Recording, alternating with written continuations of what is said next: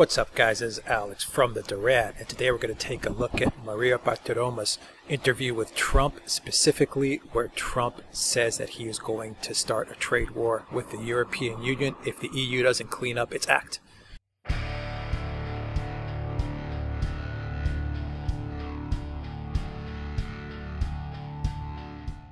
Now guys, this video, the full interview has made the rounds. Obviously it was on Sunday morning's Futures with Maria Bartiromo on Fox Business News.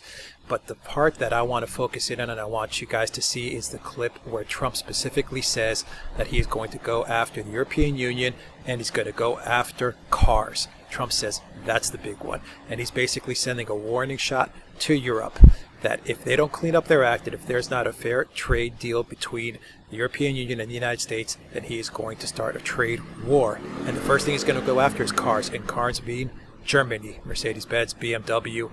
And so you already have Angela Merkel, who's already in a very weak position. We've done a lot of videos documenting Merkel's position right now in the EU and in Germany over the migrant crisis.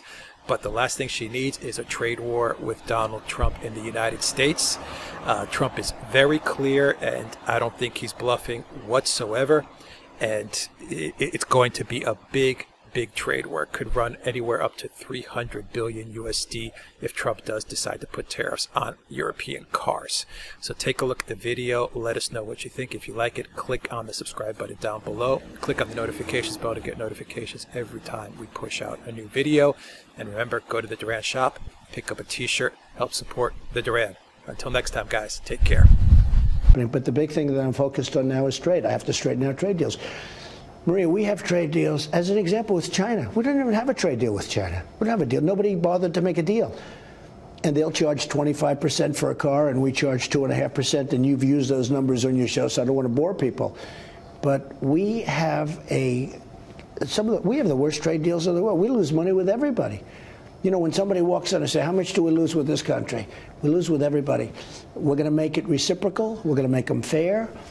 And I will tell you that you don't know about this, but every country is calling every day saying, let's make a deal, let's make a deal. It's going to all work out. And the markets feel like they're trusting you at this point. I think they trust me, and the farmers trust me. They do. Don't forget, the farmers, and I won all the farmers. I won that whole, you look at a map, it's got a little blue on the outside, everything else is red, and it's beautiful color red. But I have to say that if you look at what's happened with farms, over 15 years, it's just a steady decline. Over the last I've been here a year and a half. Over the last 5 years, they've been very bad years for farms and farmers.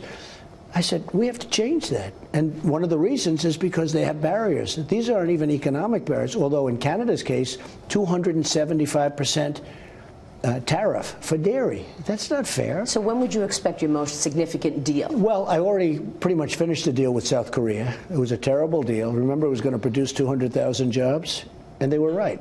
For South Korea, not for us. That was a Hillary Clinton special. That's done.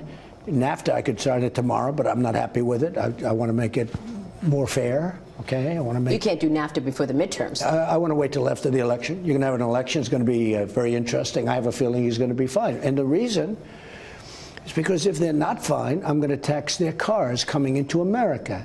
And that's the big one. You know, the cars are the big one. We can talk steel, we can talk everything. The big thing is the cars. A major lobbying group for the auto industry says that your administration has threatened 25% tariff on all imported vehicles will amount to $45 billion in taxes on consumers and wipe out any benefits of the tax cut plan for low and middle income Americans. Well, actually, it's 20%. Tell them to get their numbers right. Look, Maria, what's going to really happen? There's going to be no tax. You know why? They're going to build their cars in America. They're going to make them here. We bring in millions and millions of cars a year. We charge 2.5%. Some of these countries don't even take our cars. If we want to send General Motors or any of our companies to some of these countries, they won't take our cars. They have a barrier. They put up a barrier, non-monetary barrier. They call it non-monetary tariff. And the barrier is so strong, you can't sell a car. If you do sell a car, it's 10%, 15%, 25%. And we get 2.5% and nobody pays it. Yeah. Well, do you agree, though, that a tariff is a sales tax? I mean, even Steve Forbes was on my show last week. He said, look, for every job you're creating in the aluminum and steel industry, you're losing 15 in the industries that import aluminum and steel. Is it a sales tax? First of all, I love free trade. You know, when I was at the G7, I said, I have an idea. Everybody, I'll guarantee you we'll do it immediately. Nobody pay any more tax. Everybody take down your barriers. No barriers, no tax. Everybody, are you all set? No more tax. Canada, you're not going to get 275% for your dairy, and you're going to take down all your barriers. We're going to take down all our barriers. We're going to take down all our taxes, right? You know what happened? Everybody said, can we get on to another subject? Because America, our country, lost last year $817 billion in terms of deficit. We had a trade deficit, Maria, of $817 billion with a B dollars last year. Before that, it was 800. This has been going on for years. We have rebuilt China. I have a great relationship with China, great relationship with President Xi. I have tremendous respect for him. But I said, we have to straighten this out. We can't continue to do this. Well, you decided to not go forward with the investment restrictions on China. No, Are you going to back down on the tariffs against China? No. Look, we're in for, we put in $250 billion worth of product. The tariffs are, in fact, it could go up to 500, frankly, if we don't make a deal. And they want to make a deal. I will tell you, China wants to make a deal. And so do I, but it's got to be a fair deal for this country. One of the hard things is our presidents and our business leaders, they were missing in action. Not so much the business leaders. You know, some business leaders benefit by allowing this stuff to go on. That's the problem. They benefit. They're more for their business than they are for the United States. I had a great company, the head of a great company, come up to me. He's very seriously affected by the tariffs. He said, Mr. President, it's not good for me right now. Ultimately, it is. But you're doing the right thing on tariffs. Well, you're doing the right thing on pushing back on China as well. Most people understand that they've been stealing from us for decades. But you didn't go forward with this ban on Chinese nationals acquiring a 25% stake in American companies that are in this China 2025. Yeah. But now people want to know, how are you going to protect American innovation, technology, the crown jewels? CFIUS, we're doing it through different things. But what I didn't like is pinpointing China, because it's not fair. I get along with China. I like the president. He's president for life. We can call him the king, right? But I like the president. I didn't like pinpointing China. I don't think it's fair, because they're not the only ones. Now, they're bigger and stronger, and frankly, they do it more, and they're probably a bigger violator. But it's other countries, too. And I wanted to go worldwide.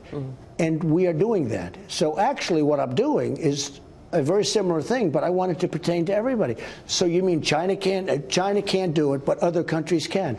Now, I know China, and I know how smart they are. They'll send their people into other countries and do it through other countries, and they'll just go through an extra process. That's why you had to do it on everybody, even our friends. I want everybody to do it.